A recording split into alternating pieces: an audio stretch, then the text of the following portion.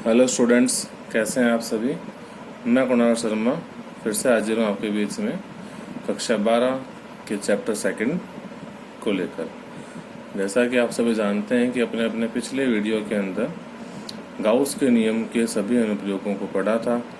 यदि किसी स्टूडेंट ने उन वीडियोस को अभी तक नहीं देखा है तो वो ऊपर आई बटन पर क्लिक करके देख सकता है। तो चलिए आज अपन नया टॉपिक शुरू करते हैं जिसका नाम है विद्युत क्षेत्र में आवेशित चालक की सतह पर बल। ये अपने पार्ट 2 का टॉपिक है। तो चलिए शुरू करते हैं। जैसा कि बच्चों अपने इसमें एक लैंग्वेज मान सकते हैं कि जैसे अपन कोई भी आवेशित चालक सतह मान ले, कोई भी जैसे अपने को उचित लगे, तो अपन ये मान लेते हैं कि माना कैपिटल ए बी सी कोई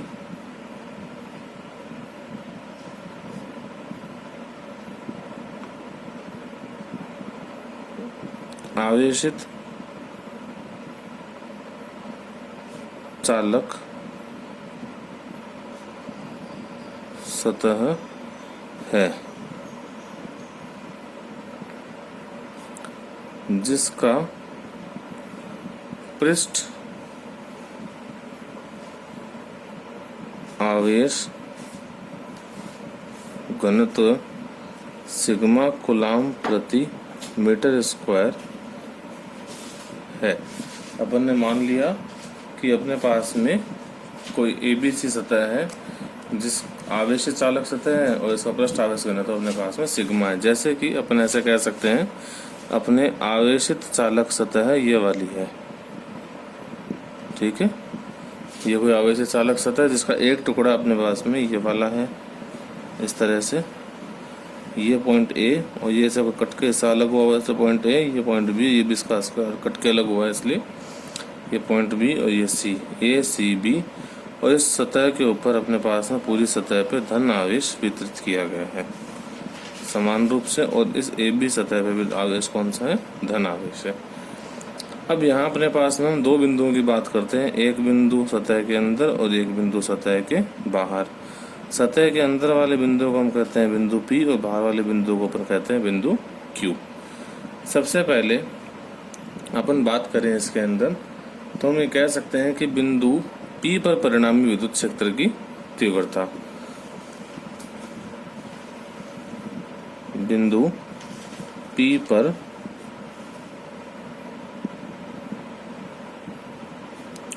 परिणामी विद्युत क्षेत्र की तीव्रता तो अपने पास में कितनी आएगी, EP बराबर। अब देखो इसको हम सॉल्व करें तो हम यहाँ देख सकते हैं कि ये सतह है ACB, ये पूरी सतह बिंदु P पर एक बल लगाएगी। अब बिंदु P पे कोई भी आवेश नहीं है, तो जैसा कि हम पहले पढ़ चुके हैं कि जिस बिंदु पे हमें कोई भी आवेश दिया हुआ नहीं होता वहाँ पे हम परीक्षण आवेश की कल्पना कर सकते हैं। तो इस सतह पे भी अपने पास कौन सा आवेश मान लिया अपने, परीक्षण आवेश। अब परीक्षण आवेश की प्रॉपर्टी क्या होती है, अति अल्प धन आवेश होता है, जिसका खुद का कोई विद्युत क्षेत्र नहीं होता लेकिन दूसरे आवेशों के विद्युत क्षेत्र को अनुभव कर सकता है। तो ACB के कारण P पे कौन सा बल लगेगा, प्रतिकर्षण बल। और विद्युत क्षेत्र की तीव्रता की दिशा किधर होती है, बल की दिशा में। तो इसका इलेक्ट्रिक फील्ड किधर हो गया अपने पास में, E1 हो गया, जिसकी दिशा है इस तरफ, बाहर की तरफ। और बिंदु सतह AB के कारण इस सतह पर जो बल लगेगा बिंदु P पर, वो बल कौन सा होगा अपने पास में, बल प्रतिकर्षण, क्योंकि इस पे धनावेश है, ये भी धनावेश है। तो जिधर विद्युत क्षेत्र होता है उधर ही अपने बल लगता है, बल की दिशा में विद्युत क्षेत्र होता है। तो ये अपने पास पॉइंट आ गया E2, ठीक है। अब हम परिणामी निकाल लें बिंदु P पर, तो परिणामी विद्युत क्षेत्र कितना हो जाएगा, आप लिख सकते हैं E1 माइनस E2, क्योंकि एक ही बिंदु पे तो अलग अलग डायरेक्शन अपने को शो हो रही है, तो परिणामी अंतर के बराबर होगा। अब अपन इसमें देखिए कि अपन इसको ऐसे कह सकते हैं, P बिंदु कहाँ पर है, एक तरह से चालक के अंदर है, तो हम इसमें ऐसे कह दें here E P is equal to कितना होगा 0, क्योंकि किधर है, चालक के भीतर है, अंदर की तरफ बना हुआ बिंदु है। तो यदि हम वैल्यू रखें, इसको कह दें इक्वेशन 1, तो हम ऐसा कह सकते हैं by equation 1 0 is equals to E1 minus E2 imply that E1 बराबर किसके हो जाएगा E2 के। ये जो अपन ने डेरिवेशन फाइंड आउट किया, ये अपने अभी आगे काम आने वाला है। अब हम बात करते हैं बिंदु Q की। अब बिंदु Q देखिए, बिंदु Q पे भी कोई आवेश नहीं दिया गया, तो हम यहाँ पर कौन से आवेश की कल्पना कर सकते हैं, वही परीक्षण आवेश की कल्पना कर सकते हो आप। अब इस सतह ACB के कारण Q पे कौन सा बल लगेगा, प्रतिकर्षण बल। तो इस पर विद्युत क्षेत्र भी किधर होगा, प्रतिकर्षण की दिशा में, यानी आगे की तरफ। और AB के कारण Q पे कौन सा बल लगेगा, प्रतिकर्षण बल। तो इस पे विद्युत क्षेत्र इसके कारण कौन सा होगा, A2, ये भी आगे की तरफ। तो आप इसमें एक चीज देख पाएंगे या देख पा रहे हैं कि बिंदु Q पर परिणामी विद्युत क्षेत्र कितना होगा, EQ बराबर E1 प्लस E2 हो जाएगा। ठीक है, लेकिन आप यहाँ जिसमें देखो, इस इक्वेशन को हम कहते हैं 2 नंबर। यदि मैं इस 2 नंबर इक्वेशन यूज करूँ, मैं कह सकता हूँ बाय इक्वेशन 2, इसको हम क्या लिख सकते हैं, EQ बराबर E1 प्लस E1 और A2 प्लस A2 भी लिखा जा सकता था। तो EQ बिंदु पे विद्युत क्षेत्र कितना आ गया, 2E1। अब इसमें एक चीज और है जो आप देख सकते हैं कि यहाँ EQ का मान कितना होगा। EQ बिंदु कहाँ पर है, चालक के बाहर। और हमने गाउस के नियम में चालक के लिए विद्युत क्षेत्र की तीव्रता का सूत्र पढ़ा था, सिग्मा बट्टे एप्सिलॉन नॉट। तो हम यदि इसको इस वैल्यू में रखें, यानी कि बाय इक्वेशन 3, तो अपने पास क्या वैल्यू आएगी, सिग्मा बट्टे epsilon not is equal to 2E1, या E1 का मान कितना आ जाएगा, सिग्मा बट्टे 2 एप्सिलॉन नॉट। ये अपने पास में विद्युत क्षेत्र का मान आ गया। चाहे इसको हम E1 का मान कैलकुलेट करके निकाल सकते थे या E2 भी मान सकते थे। ठीक है, क्योंकि E1 बराबर किसके था अपने पास में, E2 अपन ने कंसिडर किया था। अपने को निकालना डेरिवेशन में था बल का मान। हमने क्या फाइंड आउट कर लिया यहाँ पे, विद्युत क्षेत्र का मान। क्यों कर लिया, क्योंकि विद्युतीय बल का जो सूत्र आप लोगों ने पढ़ा है वो फॉर्मूला होता है EF बराबर QE, जो आपने विद्युत क्षेत्र की तीव्रता के डेरिवेशन से सॉल्व किया था। तो अपने इसके अंदर अभी विद्युतीय बल निकालते हैं। बल कौन किस पे लगाता है, बड़ी चीज हमेशा छोटी चीज पे बल लगाती है। यहाँ बड़ी सतह कौन सी है, ACB पूरी सतह, और छोटी कौन सी है, AB। इसका मतलब ACB सतह AB पे क्या लगाएगी, बल लगाएगी। तो अपन इसमें बल का कैलकुलेशन करते हैं। देखिए, हम ऐसे कहते हैं सतह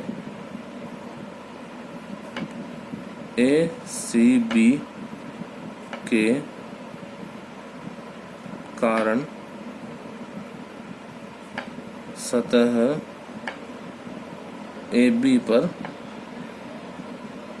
बल, सतह ACB के कारण सतह AB पर बल। अब आप देख सकते हैं कि पूरी सतह बड़ी सारी ACB थी और इसका अल्पांश अपन ने तोड़ रखा है, उसका नाम क्या है, AB है। अल्पांश है तो बल भी कौन सा लगेगा, अल्प वाला। तो बल कितना हो गया, DF बराबर विद्युत क्षेत्र यानी कि E, और कौन सा विद्युत क्षेत्र कंसिडर कर रहे हैं, E1 गुणा आवेश। फॉर्मूला कहाँ से लाया मैं, ये वाला मैं फॉर्मूला लेके आया, E बराबर F बट्टा Q से। इस फॉर्मूले से मैंने इस डेरिवेशन को माना कि F बराबर Q गुणा I, अल्प सतह थी इसलिए बल भी अल्प लगेगा और आवेश से सतह बनता होगा अल्प आवेश होगा। E1 का मान रख दीजिए तो आंसर आएगा DF बराबर सिग्मा बट्टे 2 एप्सिलॉन नॉट गुणा में DQ। इसको अपन समीकरण अपनी 4 नंबर मान लेते हैं। अब आपने एक परिभाषा पढ़ी थी पृष्ठ आवेश घनत्व की। पृष्ठ आवेश घनत्व सिग्मा बराबर किसके होता है? अपने पास में आवेश बट्टा क्षेत्रफल। ये पृष्ठ आवेश घनत्व मैंने किसके लिए निकाला? इस पूरे का हमने कितना मान रखा है सवाल में, देखिए सिग्मा बट्टे सिग्मा वैल्यू मान रखी है पूरे की, ठीक है, इस पूरे सतह का पृष्ठ आवेश घनत्व है। यहाँ हम बात किसकी कर रहे थे? अल्पांश की, ए बी की। ए बी का पृष्ठ आवेश घनत्व कितना होगा? सिग्मा बराबर D Q upon D A. तो इसे डी क्यू का वैल्यू कितना आ जाएगा? डी क्यू बराबर आएगा सिग्मा इंटू डी ए। इस वैल्यू को इक्वेशन 4 में रख सकते हैं, तो आप इस वैल्यू को इक्वेशन 4 में रख दीजिए बाय इक्वेशन 4। तो वैल्यू आएगी D F is equal to sigma upon 2 epsilon not into D Q की वैल्यू कितनी है? Sigma into D A. तो आपका यहाँ से फाइनल आंसर कितना आ जाएगा? इसके विद्युत क्षेत्र के मान निकालेंगे तो डी एफ बराबर सिग्मा स्क्वायर बटा 2 एप्सिलॉन नॉट गुणा में डी ए।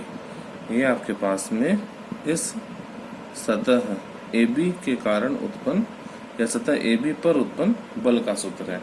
पूरी ए सी बी के कारण सतह ए बी पे बल अपने ने कैलकुलेट कर लिया। ओके स्टूडेंट्स, अब हमको कैलकुलेट करना है कुल बल कितना लगेगा। यदि हम कुल बल निकालना चाहें तो हम जानते हैं कि जब हम कुल बल कंसिडर करते हैं, कुल बल की वैल्यू फाइंड आउट करते हैं, तो हम क्या करते हैं? अल्प राशि वाली वैल्यू का समाकलन कर देते हैं। तो चलिए करते हैं इसको। संपूर्ण सतह के कारण बल निकालें। अतः हम ये भी लिख सकते थे F बराबर, या ऐसे लिख दो, डी एफ का इंटीग्रेशन बराबर इंटीग्रेशन ऑफ सिग्मा स्क्वायर बटा 2 एप्सिलॉन नॉट गुणा डी ए। यहाँ से बल कुल बल कितना आ जाएगा? तो F बराबर इंटीग्रेशन सिग्मा स्क्वायर बटा 2 एप्सिलॉन नॉट गुणा में डी ए। ये अपने पास में कुल बल का फॉर्मूला हो गया। यानी हमें एक फॉर्मूला बताया गया था आवेशित चालक की सतह पर बल, ये हमने कैलकुलेट कर लिया। अब हम निकालते हैं इसमें दाब का सूत्र, जो टॉपिक है अपना विद्युतीय दाब। विद्युतीय दाब आप सभी जानते हैं, 11वीं क्लास में पढ़ते आ रहे हैं कि जो दाब होता है ना, दाब ये बराबर होता है बल बट्टा क्षेत्रफल के। तो आप इसको लिख सकते हो दाब यानी कि P बराबर बल आपके पास में अल्पांश पे कितना लग रहा डी एफ और अल्पांश क्षेत्रफल कितना था डी ए। तो इससे आप दाब की वैल्यू कंसिडर करो तो P बराबर डी एफ का वैल्यू कितना आया था? सिग्मा स्क्वायर बट्टा 2 एप्सिलॉन नॉट इंटू डी ए, और 1 बट्टा डी ए पहले से पड़ा था, डी ए से डी ए कैंसिल आउट। तो विद्युतीय दाब कितना आ गया आपके पास में? सिग्मा स्क्वायर बट्टे 2 एप्सिलॉन नॉट। ये आपका फॉर्मूला आ गया विद्युतीय दाब का। यदि किसी स्टूडेंट को दिक्कत है यहाँ तक में तो वो मुझे कमेंट सेक्शन में कमेंट करके पूछ सकता है। थैंक यू बच्चों।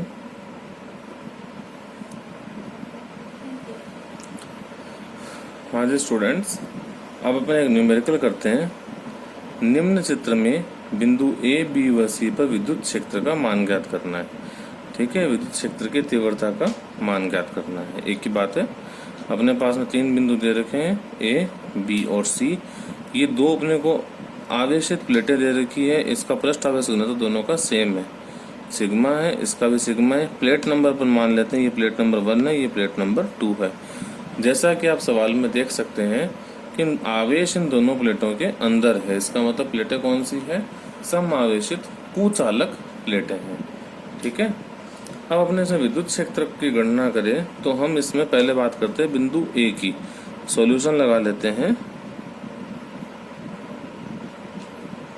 ठीक है, अपने इस चित्र को दोबारा बना लेते हैं एक बार ताकि अपने को समझने में थोड़ी सी आसानी रहे, सुविधा रहे।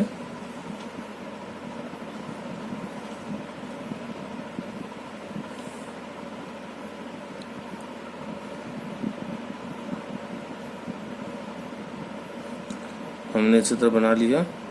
ये प्लेट्स में आवेश अपने पास में धन आवेश है सभी पॉइंट्स पे, इसमें भी धन आवेश है। समान आवेश की दो प्लेटें हैं जो सम आवेशित कुचालक प्लेटें हैं। ये प्लेटें कुछ इस तरह रखी हुई एक दूसरे के समांतर, ठीक है। अपने को इनके बीच में और बाहर विद्युत क्षेत्र की तीव्रता की गणना करनी है। सबसे पहले हम बात करते हैं बिंदु ए पर। जैसा कि आपको पहले बताया जा चुका है कि किसी बिंदु पर यदि कोई आवेश दिया हुआ नहीं हो तो उस बिंदु पर हम लोग परीक्षण आवेश की कल्पना कर सकते हैं। तो हमने यहाँ पर इसमें परीक्षण आवेश मान लिया Q0 है।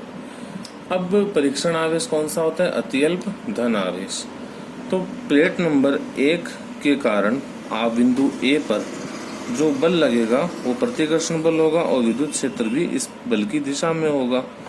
प्लेट नंबर 2 के कारण ए पर जो बल लगेगा वो भी प्रतिकर्षण बल होगा और इसका विद्युत क्षेत्र इस दिशा में होगा। यानी बिंदु ए पर विद्युत क्षेत्र की दो दिशाएं मिली, जो अपने इस तरह से समझा सकते हैं कि ऑन पॉइंट ए आप इलेक्ट्रिक फील्ड इंटेंसिटी निकालोगे EA इज इक्वल टू, आप लिख सकते हो E1 माइनस E2। आप इसमें देख सकते हैं दोनों प्लेटों का पृष्ठ आवेश घनत्व समान है और यहाँ पर जो E1 बराबर है किसके? E2 के, और इसकी वैल्यू कितनी है? सिग्मा बटे 2 एप्सिलॉन नॉट। क्योंकि कौन सी प्लेटें थी? कुचालक प्लेटें थी।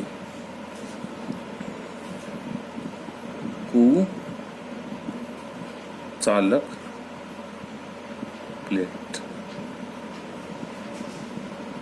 हेतु, ठीक है।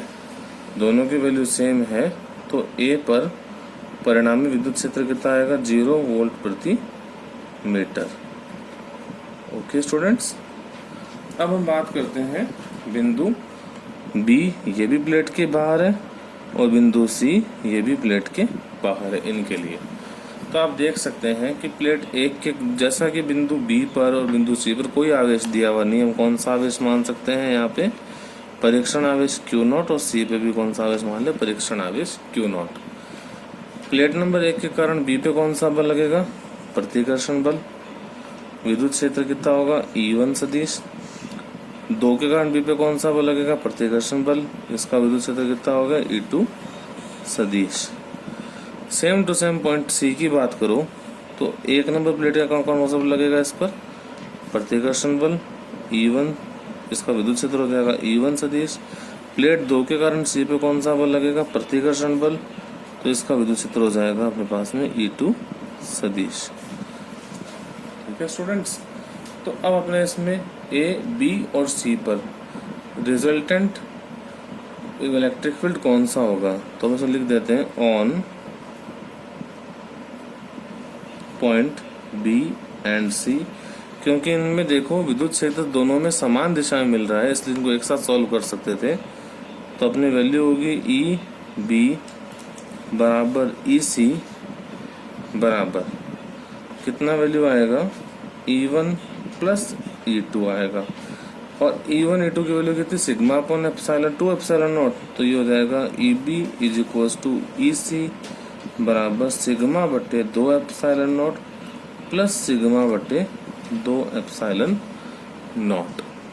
इन दोनों को जोड़ेंगे तो EB बराबर आएगा EC के, और इसका मान आएगा सिग्मा बटे एप्सिलॉन नॉट। यानी एक चीज स्पष्ट हुई अपने पास में कि